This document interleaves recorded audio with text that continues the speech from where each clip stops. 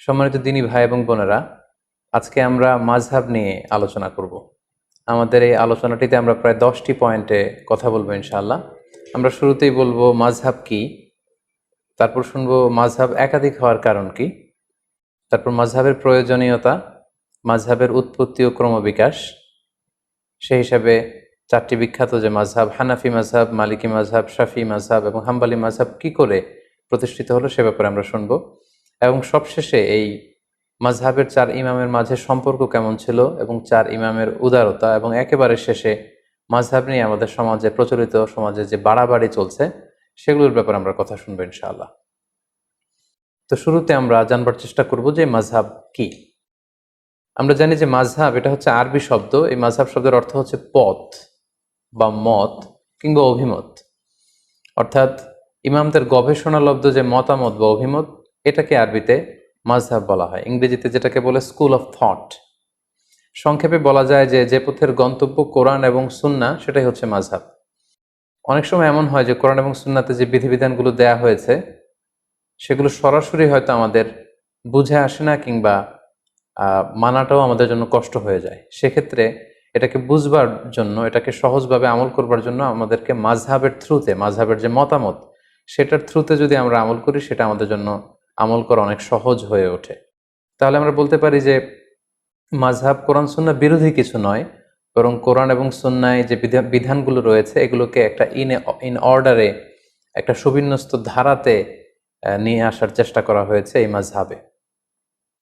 Basically কোরআন ও হাদিসের সবচেয়ে বিশুদ্ধ ব্যাখ্যাই হচ্ছে মাযহাবের ইমামদের সংকলিত ফিকহে ইসলামী, এবং এই ফিকহ শাস্ত্রের যে স্কুল অফ থট, এগুলোকেই বেসিক্যালি মাযহাব বলা হচ্ছে। প্রসিদ্ধ মাযহাব আমরা জানি যে 4টি: হানাফি, শাফিঈ, মালিকি এবং হাম্বলি। আমরা জানি যে কোরআন সুন্নাতে বিক্ষিপ্তভাবে অনেক কিছু উল্লেখ করা হয়েছে এবং মাযহাবে সেটাকে সুশৃঙ্খলভাবে আমাদের সামনে উপস্থাপন করা হয়েছে। যেমন ধরুন, নামাজে ফরজ কয়টি বা নামাজের ওয়াজিব কয়টি, এ ব্যাপারে কিন্তু আপনি পুরো কোরআন চষে বা হাদিস ঘেটে আপনি বের করতে পারবেন না যে এতটি, মোট এতটি সালাতের ফরজ, এতটি হচ্ছে সালাতের ওয়াজিব। এইভাবে কোরআন সুন্নায় কোথাও উল্লেখ করা নেই। বেসিক্যালি মাযহাবের ইমামগণ নিরলস প্রচেষ্টা করে, অনেক গবেষণা করে বেসিক্যালি এই প্রশ্নের উত্তরগুলো খোঁজার চেষ্টা করেছেন, এবং তারা হাজার হাজার মাসআলা ইস্তেমবাদ করেছেন, যেটা আমাদের ইসলামী বিধিবিধানকে বুঝা এবং সহজভাবে মানা, এটা আমাদের জন্য সহজ করে দিয়েছে। তাহলে আমরা এক কথায় বলতে পারি কোরআন সুন্নাহর সহজ এবং সার নির্যাসী হচ্ছে বেসিক্যালি মাযহাব। এবার আমরা জানার চেষ্টা করব মাযহাব একাধিক হওয়ার কারণ কি। যেহেতু শুরুতে আমরা বলেছি মাযহাব মানে মতামত বা অভিমত, সো প্রত্যেকের মতামত একরকম হবে এটা আসলে লজিক্যাল না, এটা যৌক্তিকও নয়। এক একজনের চিন্তা এক এক রকম, বুঝ একরকম, মতের ভিন্নতা বা বুঝের ভিন্নতা বা চিন্তার ভিন্নতা, it's very common and very human. এটা মানুষের মাঝে থাকবেই, এটাই মানুষের সহজাত। এ কারণেই একাধিক মতামত কোরআন সুন্নাহর বিষয়ে আমরা পাচ্ছি। পাশাপাশি রাসূল সাল্লাল্লাহু আলাইহি ওয়াসাল্লামের পক্ষ থেকেও একটি আমলের ব্যাপারে একাধিক কোনো একটি বিষয় একাধিক আমলও প্রমাণিত হয়েছে, ফলে একাধিক মতামত এখানে গড়ে উঠেছে। যেমন ধরুন, সালাতে কখনো কখনো রাসূল সাল্লাল্লাহু আলাইহি ওয়াসাল্লাম বুকের উপরে তিনি হাত বেঁধেছেন, কখনো নিচে হাত বেঁধেছেন, কখনো নাভির সাথে মিলিয়ে হাত বেঁধেছেন, কখনো নাভি সংলগ্ন নিচে হাত বেঁধেছেন। তো কোনো কোনো সাহাবা ওনার রাসূল সাল্লাল্লাহু আলাইহি ওয়াসাল্লামের কাছ থেকে বুকের উপরে যে হাত বাঁধার হাদিসটি সেটি গ্রহণ করেছে। কোনো কোনো সাহাবারা নাভির উপরে যে হাত বেঁধেছে সেটা গ্রহণ করেছে। কোনো কোনো সাহাবারা নাভি সংলগ্ন নিচে যে হাদিসটি ওনার রাসূল সাল্লাল্লাহু আলাইহি ওয়াসাল্লামের কাছ থেকে দেখেছেন বা শুনেছেন সেটি গ্রহণ করেছেন। আবার কখনো কখনো আল্লাহ রাসূল সাল্লাল্লাহু আলাইহি ওয়াসাল্লাম টায়ার্ড হয়ে গেলে হাত বাঁধা থেকে হাত ছেড়ে দিতেন। অনেক সাহাবারা, বিশেষ করে মালিকি মাযহাবের অনেক অনুসারীরা এই মতামতটিকে গ্রহণ করেছেন। এভাবেই কিন্তু একটি প্রসঙ্গে বা একটি বিষয়ে রাসূল সাল্লাল্লাহু আলাইহি ওয়াসাল্লামের কাছ থেকে যখন একাধিক আমল প্রমাণিত হয়েছে, ফলে এই ক্ষেত্রে একাধিক মতামত বা ভিন্ন মত এখানে তৈরি হয়েছে। এই বিষয়টি যে শুধু মাযহাবের কারণে মাযহাবের ইমামরাই করেছেন এমনটি নয়, বরং রাসূল সাল্লাল্লাহু আলাইহি ওয়াসাল্লামের যুগেও সাহাবাদের মাঝে ফিকহি অনেক বিষয়ে মতভেদ কিন্তু আমরা দেখতে পাই, একটি বিষয়ে একাধিক মতামত দেখতে পাই। যেমন সালাতের শুরুতে কোনো কোনো সাহাবারা সূরা ফাতিহা শুরু করার আগে বিসমিল্লাহির রহমানির রহিম এটি আওয়াজ করে পড়ে তারপরে আলহামদুলিল্লাহি রাব্বিল আলামিন দিয়ে সালাত শুরু করতেন। আবার অনেক সাহাবারা সালাতের শুরুতে বিসমিল্লাহির রহমানির রহিম এটিকে আওয়াজ করে পড়তেন না, বরং আলহামদুলিল্লাহ রাব্বিল আলামিন এখান থেকে জাহারি কেরাতে আওয়াজ দিয়ে শুরু করতেন। তাহলে দেখুন সাহাবাদের সময়ও কিন্তু একাধিক মতামত বা ভিন্ন মত পাওয়া গিয়েছে। সাহাবীদের সময়কালে যে কোনো বিষয়ে একাধিক মতামত পাওয়া যেত, এক্ষেত্রে আমরা সহিহ বুখারীর একটি বিখ্যাত হাদিস উল্লেখ করতে পারি, যেখানে আহজাবের যুদ্ধের প্রসঙ্গটা এসেছে এবং আহজাবের যুদ্ধে যখন মুসলমানরা জয়লাভ করলো, আল্লাহ রাসূল সাল্লাল্লাহু আলাইহি ওয়াসাল্লাম আহজাবের ওই প্রান্ত থেকে বা খন্দকের প্রান্ত থেকে মদিনায় ফিরে আসার প্ল্যান করছিলেন। জিবরাইল আলাইহিস সালাম এসে বললেন, ইয়া রাসূলুল্লাহ, আপনারা তলোয়ার নামিয়ে ফেলেছেন, আমরা তো নামাইনি। আল্লাহ তাআলা আদেশ দিয়েছেন যে বনু কুরাইজাতে অভিযান পরিচালনা করতে হবে, আপনি মদিনাতে যাবেন না, বরং বনু কুরাইজার দিকে যান। একথা শুনে আল্লাহ রাসূল সাল্লাল্লাহু আলাইহি ওয়াসাল্লাম সাহাবাদেরকে বললেন, তোমরা সবাই ডিরেক্টলি এখান থেকে বনু কুরাইজার দিকে চলে যাবে। ভাষ্যটি ছিল এমন, লা ইউসাল্লিয়ান্না আহাদুন আল আসরা ইল্লা ফি বানি কুরাইজা, মানে তোমরা কেউই কিন্তু পথিমধ্যে আসর পড়বে না, বরং বনি কুরাইজায় পৌঁছে তারপরে আসরের সালাত পড়বে। আল্লাহ রাসূল সাল্লাল্লাহু আলাইহি ওয়াসাল্লামের কমান্ডের সাথে সাথে সবাই, বনু কুরাইজা হচ্ছে মদিনা থেকে বেশ দূরে, ইহুদিদের একটা দুর্গ ছিল, সেখানে ইহুদি কমিউনিটি সেখানে থাকতো। রাসূল সাল্লাল্লাহু আলাইহি ওয়াসাল্লাম বললেন, আসরের নামাজ তোমরা বনু কুরাইজায় পৌঁছে তারপরে পড়বে। সাহাবারা চলতে আরম্ভ করলেন, পথিমধ্যে আসরের ওয়াক্ত হয়ে গেল। সাহাবাদের মধ্যে একদল ভাবলেন যে আসরের ওয়াক্ত যেহেতু হয়েছে, আমরা এখানেই পড়ে ফেলবো। ওনারা বললেন যে রাসূল সাল্লাল্লাহু আলাইহি ওয়াসাল্লাম এই কথাটি দিয়ে বোঝাতে চেয়েছেন যে তোমরা এমনভাবে দ্রুত যাবে যাতে বনু কুরাইজায় যে আসরের সময় হয়, ফলে ওখানে আসর পড়বে। কিন্তু যেহেতু আমাদের লেট হয়ে গিয়েছে, ফলে আমরা আসরের সময় হওয়ার সাথে সাথে পথিমধ্যেই পড়ে ফেলবো। ওনারা এই চিন্তা থেকে মাঝপথে আসর পড়ে ফেললেন। আর কিছু কিছু সাহাবারা বললেন, না, রাসূল সাল্লাল্লাহু আলাইহি ওয়াসাল্লাম যে কমান্ড আমাদেরকে করেছেন সেটা হচ্ছে বনু কুরাইজায় না পৌঁছে আসরের সালাত পড়া যাবে না, এটা যত দেরি হোক, যদি আসরের নামাজ কাজাও হয়ে যায়, ফাউতো হয়ে যায়, আমরা প্রতিমধ্যে পড়তে পারবো না, কারণ রাসূল সাল্লাল্লাহু আলাইহি ওয়াসাল্লাম বনু কুরাইজায় পৌঁছার পরে, ওখানে অ্যারাইভ করার পরে আমাদেরকে সালাত পড়তে বলেছেন। ওনারা বাকিদের সাথে মাঝপথে সালাত না পড়ে বনু কুরাইজায় চলে গেলেন এবং তারা বনু কুরাইজাতে পৌঁছে তারপরে সালাত পড়লেন। তাহলে দেখেন, আল্লাহ রাসূল সাল্লাল্লাহু আলাইহি ওয়াসাল্লামের এক নির্দেশনা, একটি কমান্ড থেকে সাহাবাদের মধ্যে এক গ্রুপ একভাবে বিষয়টি বুঝলো, আরেক গ্রুপ ঠিক তার উল্টোটি 180 ডিগ্রি অ্যাঙ্গেল বিপরীতে যেয়ে তারা বুঝলো। এবং পরবর্তীতে আল্লাহ রাসূল সাল্লাল্লাহু আলাইহি ওয়াসাল্লাম যখন বনু কুরাইজায় উপস্থিত হলেন, ওনার কাছে বিষয়টি পেশ করা হলো যে আপনার এই কমান্ড শুনে, নির্দেশনা শুনে কিছু সাহাবা পথিমধ্যে নামাজ পড়েছে, কিছু সাহাবা বনু কুরাইজায় এসে পড়েছে। রাসূল সাল্লাল্লাহু আলাইহি ওয়াসাল্লাম কাউকে কিছু বললেন না। রাসূল সাল্লাল্লাহু আলাইহি ওয়াসাল্লাম বললেন, ইটস ওকে, ঠিক আছে, সমস্যা নেই। তো এই দুইটি মতামতের মধ্যে কোনোটা যদি ভুল হতো, তাহলে রাসূল সাল্লাল্লাহু আলাইহি ওয়াসাল্লাম চুপ করে বসে থাকতেন না। কারণ নবীদের বৈশিষ্ট্য হচ্ছে তারা যদি কোথাও ভুলভাল কিছু দেখতে পান, শরীয়ত বিরোধী কিছু দেখতে পান, ওনারা এটাকে শুধরে দেন। রাসূল সাল্লাল্লাহু আলাইহি ওয়াসাল্লাম কিছুই বললেন না, তার মানে বোঝা গেল দুটিই ঠিক ছিল। কোনো একটি বিষয়ে একাধিক জিনিস যে হক হতে পারে, বনু কুরাইজার এই ঘটনাটাই তার প্রমাণ বহন করে। অর্থাৎ সব বিষয়ে হক কেবলমাত্র একটি, এটা নাও হতে পারে। কখনো কখনো একাধিক বিষয়ে হক হতে পারে। যেমন আপনি যদি বুকের উপরে হাত বাঁধেন, আপনার এটা বলার সুযোগ নেই যে যারা নাভির নিচে হাত বাঁধে তাদের সালাত হচ্ছে না, তারা বাতিল, এটা বলার সুযোগ নেই। আবার যারা নাভির নিচে সালাতে হাত বাঁধছেন, তারা আপনারা কখনোই বলতে পারবেন না যে যারা বুকের উপরে বাঁধে তাদের সালাত হচ্ছে না, এটা বাতিল না। তার মানে কোনো কোনো বিষয়ে এমনও হয়, একাধিক বিষয়ে হক হতে পারে। যেমন সালাতের বুকে হাত বাঁধার ক্ষেত্রে বুকের উপরের এটাও ঠিক আছে, মাঝখানেও ঠিক আছে, নাভি সংলগ্ন নিচেও ঠিক আছে, প্রয়োজনে কারো যদি কষ্ট হয় হাত যদি সে ছেড়ে দেয় সেটাও ঠিক আছে। অনেকে বলে যে এটাও ঠিক ওইটাও ঠিক, এটা কেমন করে হয়? তাদের জন্য এই হাদিসটা একটা বড় ধরনের দলিল যে কোনো বিষয়ে একাধিক মতামত হক হতে পারে, একাধিক মতামতই সহি হতে পারে। নট নেসেসারি যে একটা বিষয়ই সঠিক হতে হবে, কখনো কখনো একাধিক বিষয়ও সহি হতে পারে। তাহলে এই প্রসঙ্গে আমরা বুঝলাম যে এই যে মতের ভিন্নতা, চিন্তার ভিন্নতা বা বুঝের, আন্ডারস্ট্যান্ডিং এর ভিন্নতা, এটা শুধু আমাদের সময়ে না বা মাযহাবের ইমামদের মধ্যেই না, এটা সাহাবাদের মধ্যেও ছিল। আরেকটি মজার বিষয় এখানে উল্লেখ করা যেতে পারে। আমরা জানি যে আল্লাহ রাসূল সাল্লাল্লাহু আলাইহি ওয়াসাল্লাম মেরাজে গিয়েছিলেন, সশরীরে ওনার মেরাজ হয়েছিল। এই মেরাজে গিয়ে তিনি সরাসরি আল্লাহ তাআলাকে দেখেছেন নাকি দেখেননি, এই বিষয়ে সাহাবাদের মধ্যে দুইটা দল ছিল। যেমন আল্লাহ রাসূল সাল্লাল্লাহু আলাইহি ওয়াসাল্লামের প্রিয়তমা স্ত্রী আম্মা জান আয়েশা রাদিয়াল্লাহু তাআলা আনহা, উনি মনে করতেন যে মেরাজে যে রাসূল সাল্লাল্লাহু আলাইহি ওয়াসাল্লাম আল্লাহ তাআলাকে সরাসরি দেখেননি। আবু হুরায়রা রাদিয়াল্লাহু তাআলা আনহু এই মতামত গ্রহণ করেছেন। অন্যদিকে আব্দুল্লাহ ইবনে আব্বাস রাদিয়াল্লাহু তাআলা আনহুর মতো সাহাবী, আনাস রাদিয়াল্লাহু তাআলা আনহুর মতো সাহাবী, ওনারা মনে করতেন যে রাসূল সাল্লাল্লাহু আলাইহি ওয়াসাল্লাম সরাসরি মেরাজের রাতে আল্লাহ তাআলাকে দেখেছেন। তাহলে দেখেন, প্রত্যেকেই জলিল কদর সাহাবী, অনেক মর্যাদাবান সাহাবী।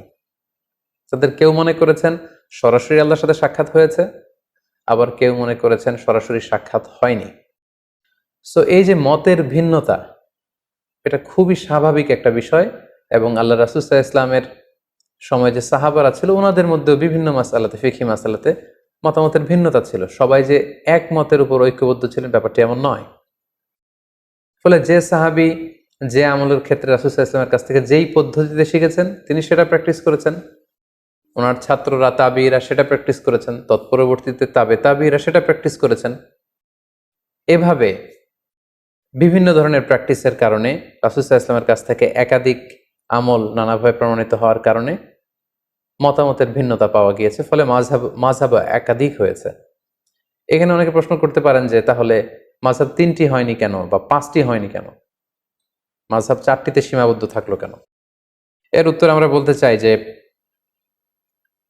৪ মাযহাবের যে ৪ জন ইমাম, ওনাদের যে উসুল বা কওয়ায়েদ, ওনাদের যে মাযহাবের রুলস অ্যান্ড রেগুলেশন, এগুলো যতটা সুবিন্যস্তভাবে গ্রন্থাকারে সংরক্ষিত হয়েছে, অন্যান্য কোনো ইমামের মতামতগুলো এরকম সুবিন্যস্তভাবে গ্রন্থাকারে সংরক্ষিত হয়নি।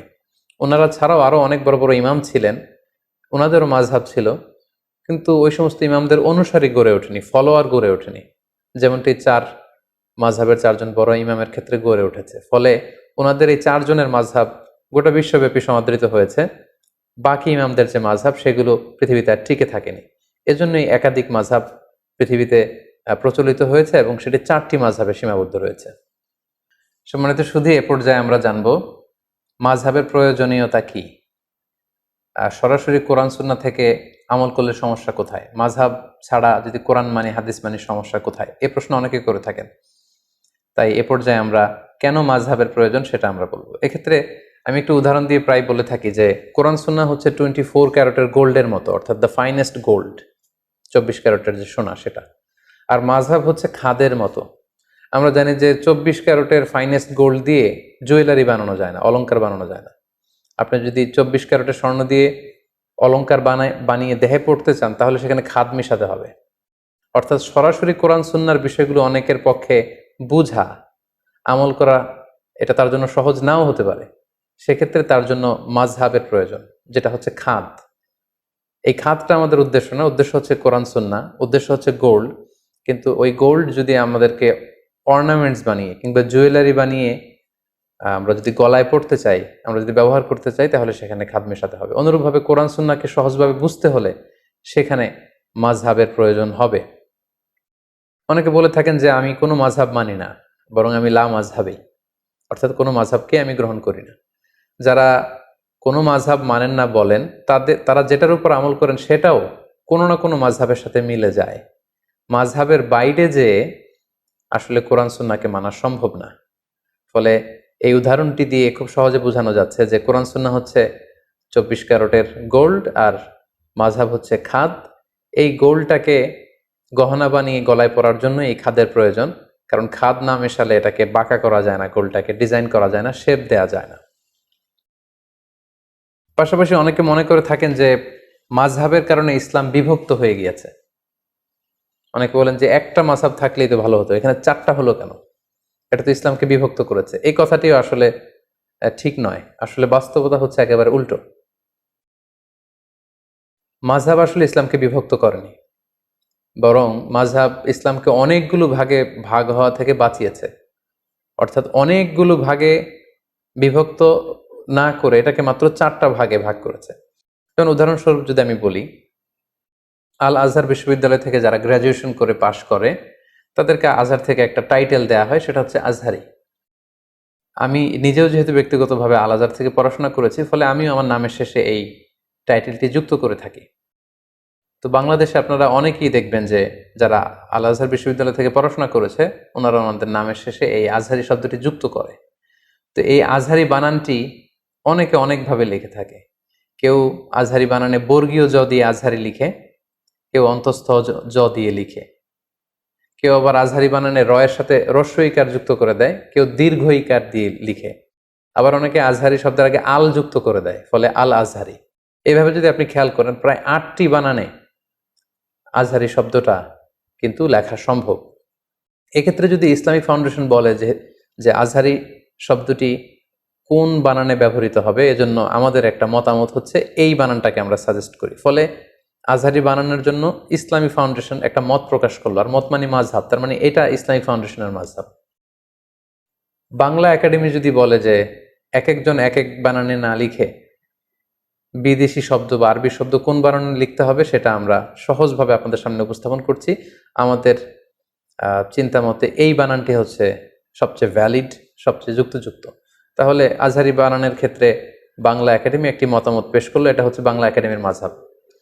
অথবা প্রথম আলো যদি বলে যে আমরা সব বানানকে সহজভাবে নতুনভাবে উপস্থাপনের চেষ্টা করছি, আমরা সাজেস্ট করি যে আজহারি বানানটা এইভাবে হলে ভালো হয়, ওনারা একটা মতামত দিলেন, তাহলে এটা হচ্ছে প্রথম আলোর মাযহাব। তাহলে দেখুন, এই 3টি মাযহাব থাকার কারণে আজহারি বানান লিখতে যে 8টি মতামত পাওয়ার সুযোগ আছে, বা 8 ভাবে 8 জন আজহারি শব্দটি লিখতে পারে, সেটা এখন কমে 3টা মাযহাব বা 3টা মতামতে চলে আসলো। এবং আসলে কোনো জিনিসকে একাডেমিক ওয়েতে যদি আমাদের লিখতে হয়, বলতে হয়, জানতে হয়, তখন একটা সিস্টেমেটিক ওয়ে কিন্তু ফলো করতে হয়। মাযহাব বেসিক্যালি এই কাজটাই করেছে। কোরআন সুন্নাহ কিভাবে আমরা কোরআন সুন্নাহর বিধানগুলো মানবো, এটাকে সোসাইটিতে অ্যাপ্লাই করব, সেক্ষেত্রে অনেক অনেক বিভক্তিকে অল্প কিছু বিভক্তিতে নিয়ে এসেছে এই মাযহাব। ফলে মাযহাবের মাধ্যমে বেসিক্যালি আল্লাহ তাআলা ইসলামকে শতদা বিভক্ত হওয়া থেকে বাঁচিয়েছে। অর্থাৎ অনেকগুলো বিভক্তি কমিয়ে মাযহাব মূলত বিভক্তিটাকে একেবারে কম করে নিয়ে এসেছে। অর্থাৎ 10টা 15টা বিভক্তি হওয়ার চেয়ে মাযহাব এখন 4টা ভাগে বিভক্ত হয়ে বিভক্তিকে কমিয়ে এনেছে। সো মাযহাব ইসলামকে ভাগ করেছে, এই কথাটি আসলে কোনোভাবেই শুদ্ধ নয়। পাশাপাশি মাযহাব থাকার আরেকটা উপকারিতা হচ্ছে এখানে সহজতা বা প্রশস্ততা আছে। কোনো কারণে কোনো ইমামের মাযহাবের সংকীর্ণতার কারণে যদি সেটা মানতে কারোর জন্য কঠিন হয়ে যায়, ফলে শারঈ দলিলের আলোকে অন্য ইমামের মাযহাবের যে সহজতা বা প্রশস্ততা, এটা চাইলে কেউ গ্রহণ করতে পারে। সো এটা আমাদের জন্য সুবিধা। তাহলে আমরা বলতে পারি মাযহাব কিন্তু আমাদেরকে ফ্লেক্সিবিলিটি দিয়েছে, অপশন দিয়েছে। আমরা কে না অপশন পছন্দ করি। লেটসে যদি বলা হয় যে এই 10তলা বিল্ডিংটিতে ওঠার জন্য শুধু সিঁড়ি আছে, সিঁড়ি ছাড়া অন্যভাবে ওঠার সুযোগ নেই, সেটা অনেকের জন্য কঠিন হতে পারে। কিন্তু যদি বলা হয় এই 10তলা বিল্ডিং এর একেবারে 10ম তলায় ওঠার জন্য সিঁড়ির ব্যবস্থাপনাও থাকবে, আবার এক পাশে লিফট থাকবে, আবার আরেক পাশে এসকেলেটরও থাকবে, সো 3টা অপশন দিলে কিন্তু আমাদের জন্য সুবিধা। যিনি সিঁড়ি বেয়ে উঠতে পারবে তিনি সিঁড়ি বেয়ে উঠলো, যার হয়তো পায়ে ব্যথা সমস্যা তিনি লিফটে চড়ে উঠলো, অথবা কেউ যদি এসকেলেটর ইউজ করতে চায় তাহলে তিনি এসকেলেটর দিয়ে উঠলেন। তার মানে মাযহাবের এই একাধিক অপশন বা ফ্লেক্সিবিলিটি থাকার কারণে এটা ইসলামকে বুঝা মানা আমাদের জন্য আরো সহজ করে দিয়েছে। ধরুন যে ঢাকা থেকে চট্টগ্রামে যাওয়ার জন্য যদি শুধু বাস দিয়ে যাওয়ার সুযোগ থাকে, এটা সহজ, নাকি চট্টগ্রামে বাস দিয়ে যাওয়া যাবে, ট্রেন দিয়ে যাওয়া যাবে, প্লেন দিয়ে যাওয়া যাবে, কোনটা সহজ? অর্থাৎ আমাদেরকে যদি অপশন দেওয়া হয় সেটা সহজ, then we can choose any of the option. যার তাড়াতাড়ি ঢাকা থেকে চট্টগ্রাম পৌঁছতে হবে তিনি প্লেন দিয়ে যেতে পারেন, যিনি ট্রেনে চড়তে পছন্দ করেন তিনি ট্রেন দিয়ে যেতে পারেন, আবার যিনি বাসে ভ্রমণকে প্রেফার করেন তিনি কিন্তু চাইলে বাসে যেতে পারেন। তাহলে এক্ষেত্রে আমরা বুঝলাম মাযহাবের একাধিক মতামত থাকার কারণে ইসলামটাকে পালন করা আমাদের জন্য সহজ হয়েছে। উই গট সাম অপশনস, এবং এটা অনেকটা ফ্লেক্সিবিলিটি দিয়েছে আমাদেরকে। পাশাপাশি এই মাযহাবের মাধ্যমে আল্লাহ রাসূল সাল্লাল্লাহু আলাইহি ওয়াসাল্লামের পক্ষ থেকে প্রমাণিত যতগুলো আমল পাওয়া যায় সবগুলোই কিন্তু ঘুরে ফিরে পালিত হচ্ছে। মাযহাব যদি একটি হতো তাহলে রাসূল সাল্লাল্লাহু আলাইহি ওয়াসাল্লামের এই সব ধরনের আমল এগুলো কিন্তু পালন করার সুযোগ হতো না। লেটস সে মাযহাব যদি একটা হতো যে শুধু বুকের উপরে হাত বাঁধতে হবে, তাহলে বুকের নিচে, নাভির উপরে, এই যে এতগুলো মতামত আল্লাহ রাসূল সাল্লাল্লাহু আলাইহি ওয়াসাল্লামের আমলের মধ্যে ছিল, এই আমলগুলো কিন্তু হারিয়ে যেত ইতিহাসের পাতায়, আর থাকতো না। ফলে কেমন যেন আল্লাহ তাআলার এটা একটা বিশেষ রহস্য বা কুদরত যে তিনি 4টা মাযহাবের মাধ্যমে আল্লাহ রাসূল সাল্লাল্লাহু আলাইহি ওয়াসাল্লামের পক্ষ থেকে প্রমাণিত যত ধরনের আমল হতে পারে এটা ঘুরিয়ে ফিরিয়ে সারা বিশ্বে আমল করাচ্ছেন। আমরা যখন মসজিদুল হারামে সালাত পড়ি, কেউ বুকের উপরে বাঁধে, কেউ নাভির নিচে বাঁধে, কেউ বাঁধেই না, কেউ মালিকি মাযহাবের, কেউ শাফি মাযহাবের, কেউ হাম্বলি মাযহাবের, আমরা হানাফি মাযহাবের। ফলে রাসূল সাল্লাল্লাহু আলাইহি ইসলামের সবগুলো আমল ঘুরে ফিরে চর্চা হচ্ছে গোটা বিশ্বব্যাপী। মাযহাব যদি 4টা না হতো, একাধিক মাযহাব যদি প্রতিষ্ঠিত না হতো, তখন কিন্তু এটা করার সুযোগ হতো না। ফলে আমরা বলতে পারি যে এই মাযহাবগুলো ইসলামকে চমৎকারভাবে গোটা বিশ্বে সংরক্ষণ করেছে। তাই মাযহাবের কোনো আমল নিয়ে একে অপরকে কিন্তু ঠাট্টা বিদ্রূপ করা উচিত না। কারণ রাসূল সাল্লাল্লাহু আলাইহি ইসলামের কোনো না কোনো পদ্ধতি বা বর্ণনা কোনো না কোনো মাযহাব গ্রহণ করেছে। ফলে আমি যদি কোনো মাযহাবকে নিয়ে ঠাট্টা করি, তাহলে এটা কেমন যেন রাসূল সাল্লাল্লাহু আলাইহি ইসলাম থেকে প্রমাণিত কোনো আমলকেই ঠাট্টা করলাম। আমরা বাংলাদেশে প্রায়ই দেখি যে আমরা নিচে হাত বাঁধি, তো যে উপরে হাত বাঁধে এটাকে বিভিন্ন মাহফিলে বা বিভিন্ন আলোচনায় ব্যঙ্গ করে দেখানো হয়। আমরা হানাফি মাযহাবে রুকুতে ওঠার সময়, সেজদা যাওয়ার সময় এরকম হাত উঠানো, যেটাকে রফউল ইয়াদাইন বলে, এটা আমরা করি না। কিন্তু যারা করে অনেক সময় তাদেরকে এরকম ঠাট্টা করা হয়। তো আপনি যদি মাযহাবের পক্ষের লোক হয়ে থাকেন, আপনি যদি ওই আমলগুলোকে ঠাট্টা করেন, তাহলে কেমন যেন আপনি মাযহাবের বিরোধিতা করলেন। কারণ আপনার মাযহাবে হয়তো এই আমলটি নেই, কিন্তু অন্য মাযহাবে কিন্তু অত্যন্ত ভাব গাম্ভীর্যতার সাথে, অত্যন্ত আবেগের সাথে রাসূল সাল্লাল্লাহু আলাইহি ইসলামের এই আমলটি পালন করা হচ্ছে।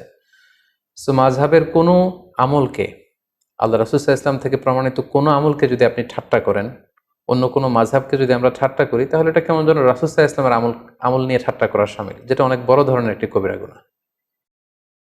সো আমরা সহজে বলতে পারি যে 4 মাযহাব হলো 4টি নৌকার মতো। দৈনন্দিন জীবনে দিনের সাগর পাড়ি দিয়ে আল্লাহ পাকের সন্তুষ্টির বন্দরে ভিড়ার জন্য আমরা 4টি নৌকা দিয়ে বন্দরে ভিড়ার চেষ্টা করছি।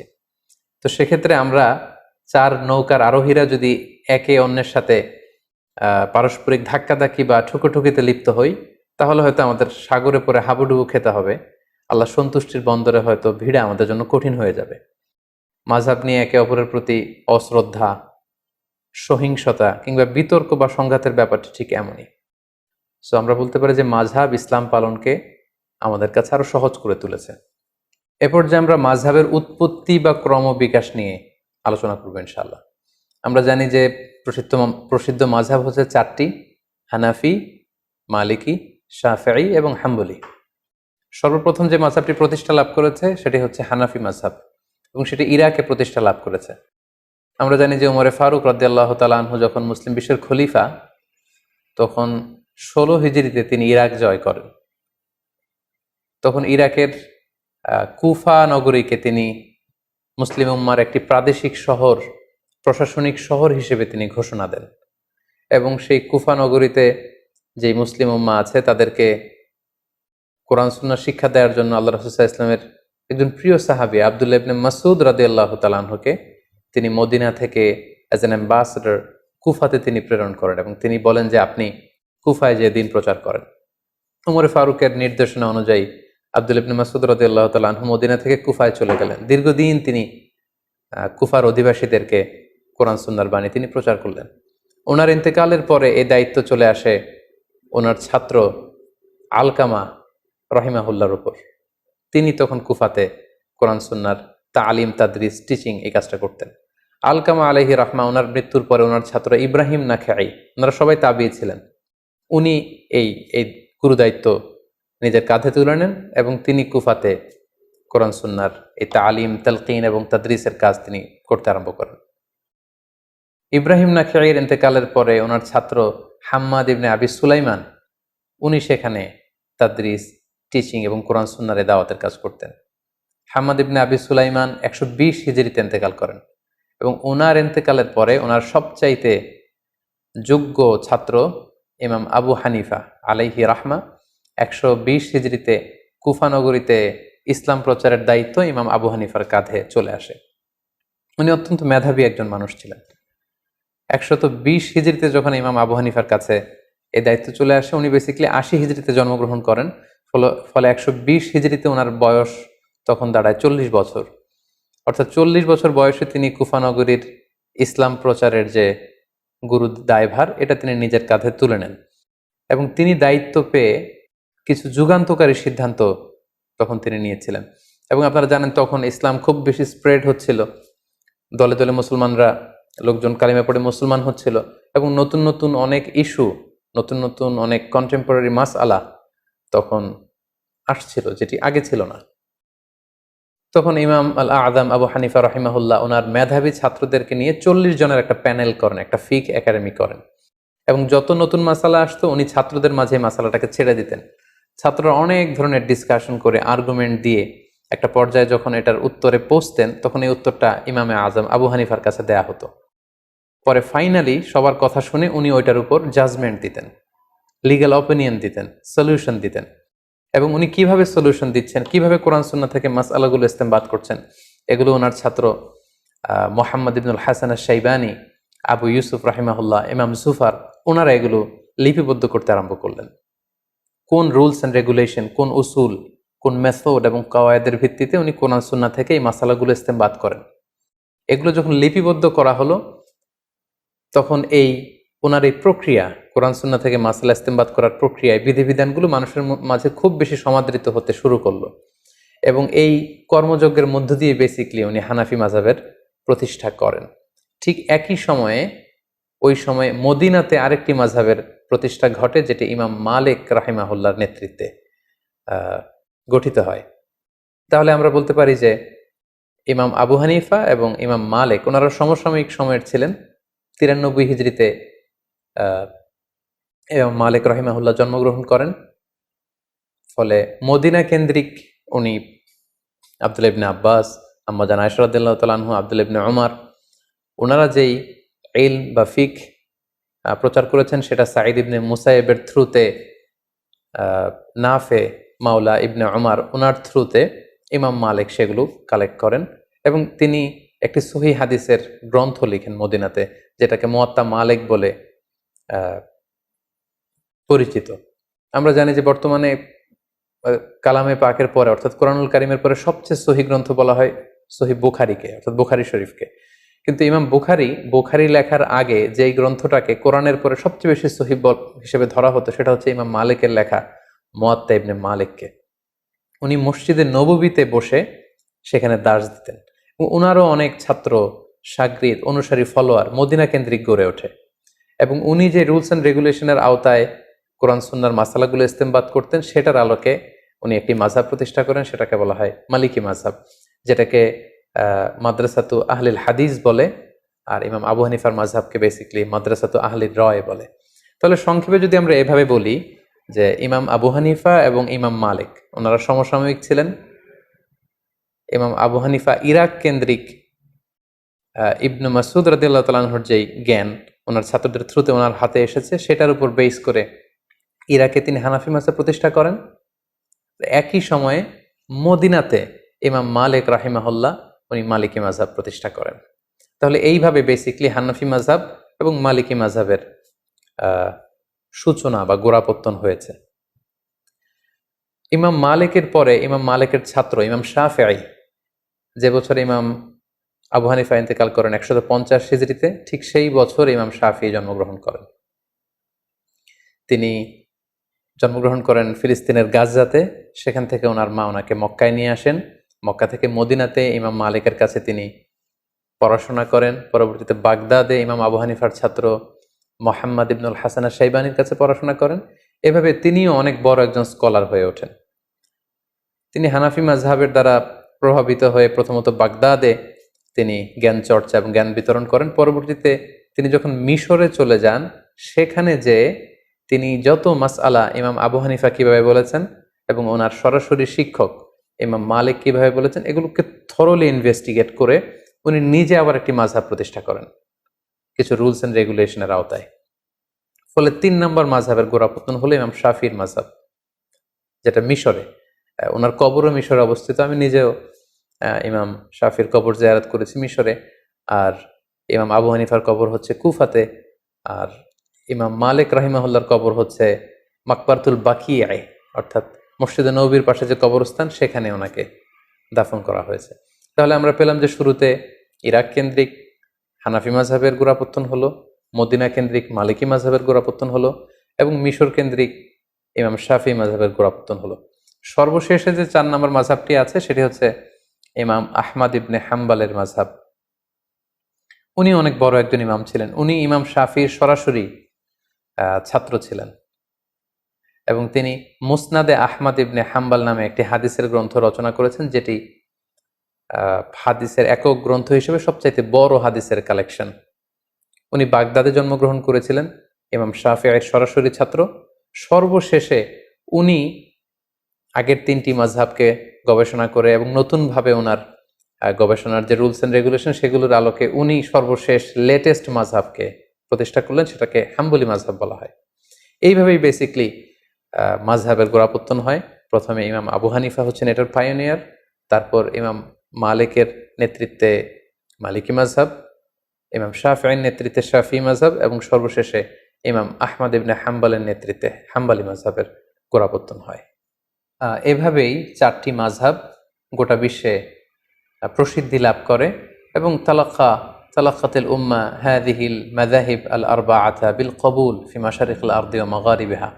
গোটা বিশ্বের মুসলমানরা এই 4টি মাযহাবকে অত্যন্ত আন্তরিকতার সাথে গ্রহণ করে, কারণ গোটা বিশ্বের স্কলাররা ওনারা দেখেছেন যে এই 4 মাযহাবের 4 জন যে ইমাম ওনারা ছিলেন অত্যন্ত মুখলিস লোক, ইখলাসের মানদণ্ডে ওনারা উত্তীর্ণ ছিলেন, ইলমি যোগ্যতা ছিল অনেক বেশি পরিশ্রম করে ওনারা এমনভাবে কোরআন সুন্নাহ থেকে এই মাসআলাগুলো, লিগ্যাল অপিনিয়নগুলো বের করেছে যেটা আমাদের জন্য অনেক বড় একটা নেয়ামত।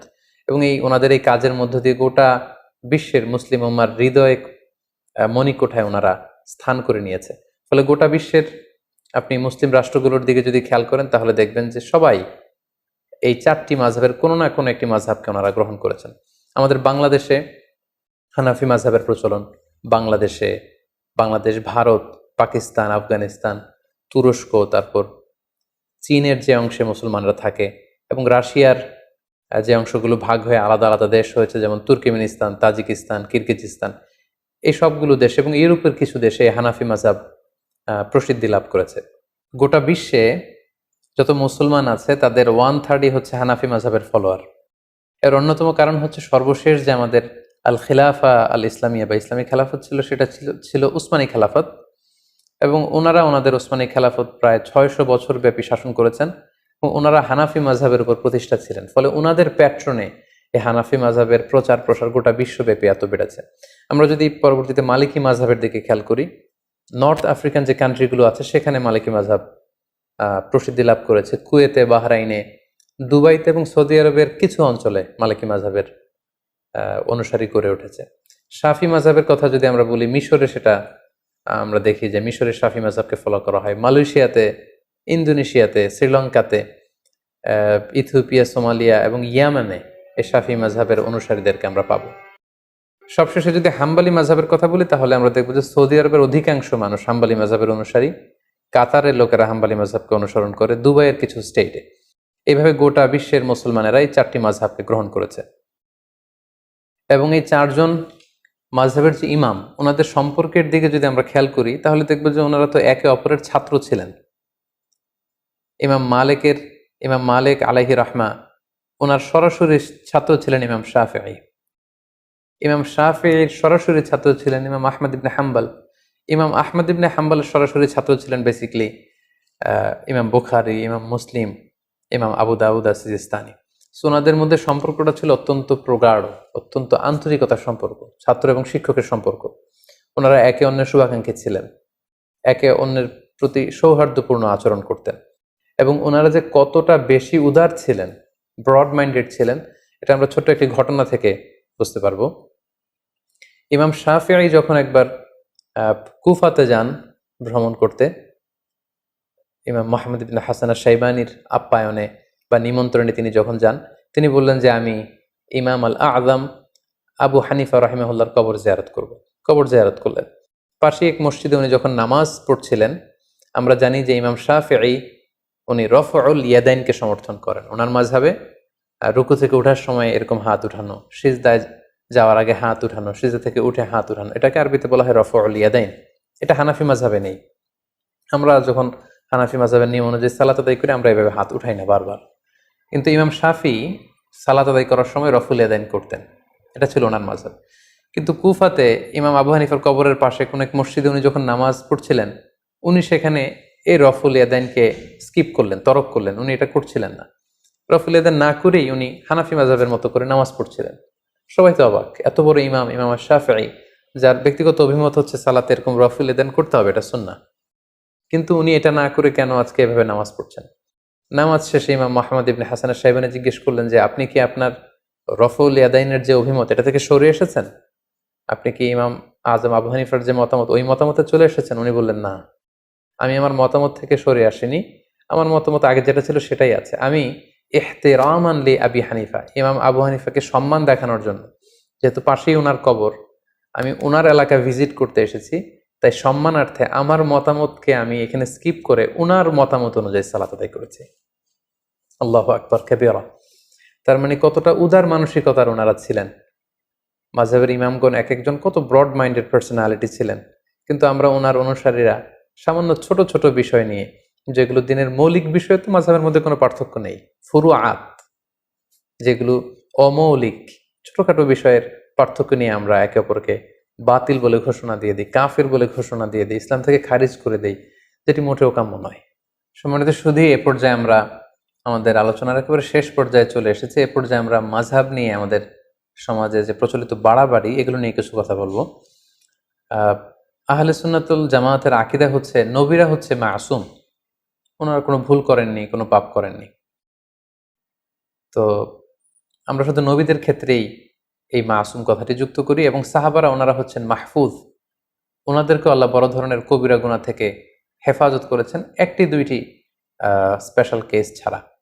আর মাযহাবের যে চারজন ইমাম আছে ওনাদেরকে আমরা মাসুম মনে করি না, ওনারা ভুল থেকে মাসুম নন, নিষ্পাপ নন। ওনাদের গবেষণা করতে যে ভুল হয়ে যেতে পারে, তবে আমরা ওনাদের এই গবেষণাকে এপ্রিসিয়েট করি। নাহনু নুহিব্বুহুম ওয়া নাহতারিমুহুম ওয়া লা নুকদ্দিসুহুম, আমরা ওনাদেরকে ভালোবাসি, ওনাদেরকে রেসপেক্ট করি, হৃদয়ের গহীন থেকে তাদের জন্য আমাদের ভালোবাসা আছে। ওনারা মুসলিম উম্মার জন্য আল্লাহ তাআলার পক্ষ থেকে অনেক বড় নেয়ামত, কিন্তু আমরা মাযহাবকে দ্বীন মনে করব না। ওয়ালা নাজআলু মাযহাবাহুম দীনান, ওনাদের যে মাযহাব মতামত এটাকে আমরা দ্বীন মনে করি না, বাল নাজআলু মাযহাবাহুম ওয়াসিলাতান লিফাহমিদ দ্বীন, আল্লাহর দ্বীনকে বোঝার জন্য এটাকে একটা মাধ্যম বা ওয়াসিলা আমরা মনে করি। চারজন মাযহাবের বড় বড় ইমাম ওনারা মুজতাহিদ ছিলেন, মানে গবেষক ছিলেন।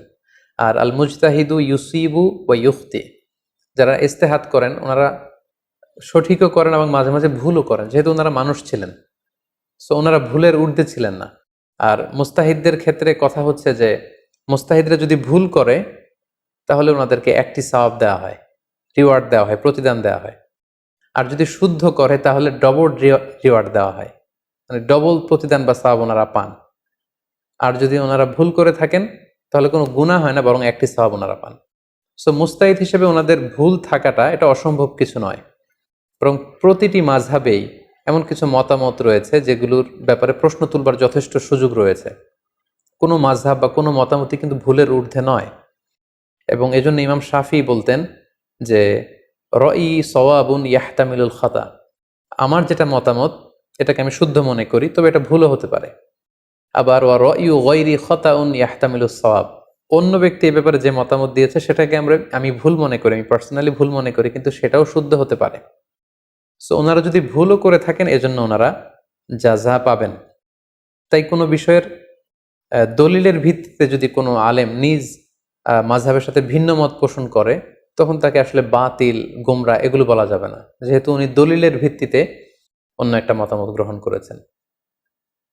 যদিও আমরা হানাফি মাযহাবের, কিন্তু দলিলের ভিত্তিতে যদি আমরা কখনো পরিস্থিতির আলোকে অন্য কোনো মাযহাব বা মতামতকে গ্রহণ করে নেই তাহলে কিন্তু আমাদের হানাফি মাযহাব কাটা যায় না। আপনি যদি খেয়াল করেন তাহলে দেখবেন যে হানাফি মাযহাবে আসরের ওয়াক্ত শুরু হয় অনেক দেরিতে, সেই হিসেবে শাফি মাযহাবে, হাম্বলি মাযহাবে অনেক আগে শুরু হয়ে যায়। হানাফি মাযহাবের নিয়ম হচ্ছে কোনো বস্তু মাটিতে গেড়ে দিলে দুপুরবেলা এটার মূল ছায়ার পরে যদি ডবল ছায়া পরিমাণ যখন দেখা যাবে তখন আসরের ওয়াক্ত শুরু হয়। অন্য মাযহাব অনুযায়ী মূল ছায়া ছাড়া একটা ছায়া যদি পাওয়া যায় আসরের ওয়াক্ত শুরু হয়। লেটস সে আমরা এভাবে বলতে পারি যে মাগরিবের 1 ঘন্টা আগে হানাফি মাযহাব অনুযায়ী আসরের ওয়াক্ত শুরু হয়, শাফি বা হাম্বলি মাযহাবে প্রায় 2 ঘন্টা আগে আসরের ওয়াক্ত শুরু হয়। ফলে আমরা যখন সৌদি আরবে যাই, হজ উমরা করতে যাই, তখন মসজিদুল হারামে বা মসজিদে নববীতে বা সৌদি আরবের যে কোনো মসজিদে আসরের আজান কিন্তু শাফি মাযহাবের ওয়াক্ত অনুযায়ী হয়। এবং শাফি মাযহাবের অভিমত অনুযায়ী যখন আসরের ওয়াক্ত হয়, আজান হওয়ার সাথে সাথে কিন্তু আমরা মসজিদে যে শাফি ওয়াক্তে আসরের সালাত পড়ি, আমরা কিন্তু হানাফি ওয়াক্তে আসরের সালাত পড়ি না। তাই বলে আমাদের ওই সালাত কাটা যাবে, ওই সালাত আদায় হবে না, এমনকি আমরা কখনো মনে করি? আমরা হজের যে দীর্ঘ লম্বা সফর, তখন তো আমরা মসজিদে নববীতে বা মসজিদুল হারামে শাফি ওয়াক্তে আসরের নামাজ পড়ি। তার মানে এই শাফি ওয়াক্তে যে আসরের সালাত পড়ছি এর পেছনে শক্ত দলিল আছে, এবং দলিলের ভিত্তিতে আমাদের মাযহাবের বাইরে যে অন্য কোনো মাযহাবের কোনো অভিমত বা মতামত আমল করলে এতে আমাদের মাযহাব চলে যায় না, বরং এটা হচ্ছে ফ্লেক্সিবিলিটি। দলিলের ভিত্তিতে প্রয়োজনে কোনো আলেম নিজ মাযহাবের বাইরে যেও অন্য মাযহাবের উপর আমল করতে পারেন। আমরা এই লকডাউনের সময়কালে ঈদের সালাতের প্রসঙ্গটা এখানে উল্লেখ করা যেতে পারে। হানাফি মাযহাব অনুযায়ী জুমার নামাজ, ঈদের নামাজ ঘরে পড়া যায় না, কিন্তু অন্যান্য মাযহাবের মতামত অনুযায়ী গোটা বিশ্বব্যাপী ফতোয়া দেয়া হয়েছিল যে ঈদের সালাত চাইলে 2-4 জন মিলে ঘরে পড়া যাবে। এবং আমরা গোটা বিশ্বে হানাফি মাযহাবের যে সমস্ত অনুসারীরা ছড়িয়ে ছিটিয়ে আছে, আমরা অনেকেই ঘরে কিন্তু ঈদের সালাত আদায় করেছি অন্য মাযহাবের নিয়ম অনুযায়ী। ফলে আমাদের হানাফিয়াত কাটা গিয়েছে ব্যাপারটি কিন্তু এমন নয়, কারণ ওই আমলটির পক্ষে দলিল ছিল। আনাস রাদিয়াল্লাহু তাআলা আনহু একবার ঈদের সালাত মিস করেছেন, জামাত পাননি, বাড়িতে এসে ওনার ফ্যামিলির সবাইকে নিয়ে তিনি আবার ঘরে জামাত করলেন। এটাই ছিল দলিল, এবং এই দলিলের ভিত্তিতে কিন্তু আমরা অনেকেই ঈদের সালাত আদায় করেছি।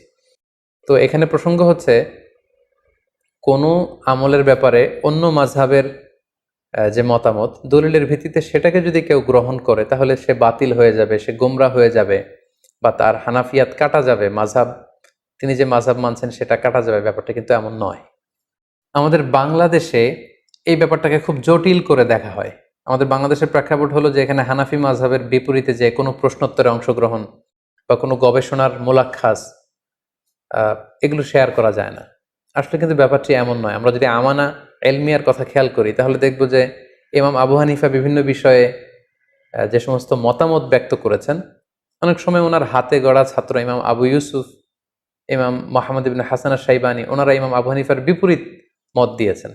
এমন না যে আমার উস্তাদ যেটা বলেছে আমরাও সেই মতে দিব, না, ওনারাও গবেষণা করেছেন, ওনাদের ইন্টেলেক্ট, ওনাদের রেশনাল খাটিয়ে ওনারা যদি ভিন্ন মত পেয়েছেন তো সেখানে বিরোধিতা করেছেন।